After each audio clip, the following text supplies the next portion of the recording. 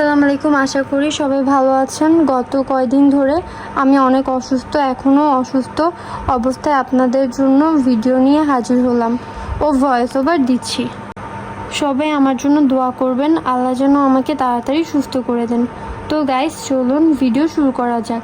পরিবারের সবার মনে মহব্বত বাড়ানোর জন্য ইফতারিতে মহব্বত শরবত বানানোর প্রস্তুতি নিচ্ছিলাম।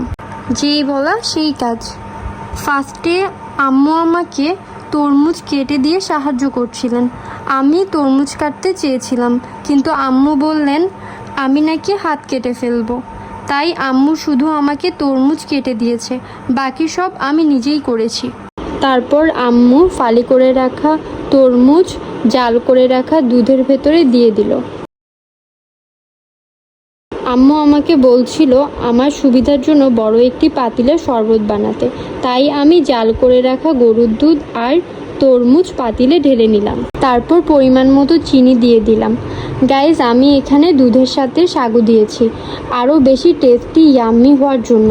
এটা আমার নিজস্ব রেসিপি, তাই ভাবলাম আপনাদের সাথে শেয়ার করি।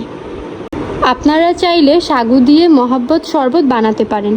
চিনি ভালো করে আমি চামচ দিয়ে নাড়াচাড়া করে গুলিয়ে নিচ্ছিলাম, যাতে করে চিনি মিশে যায়। তারপর আমি রুয়াবজা দিয়ে দিলাম। রুয়াবজা দিয়ে নাড়াচাড়া করতে লাগলাম। তারপর দেখলাম মাশাল্লাহ সুন্দর একটা গোলাপি কালার চলে এসেছে। মহব্বত শরবতের কালার দেখে এবার ঈদে আমি এই কালারের ড্রেস নিব।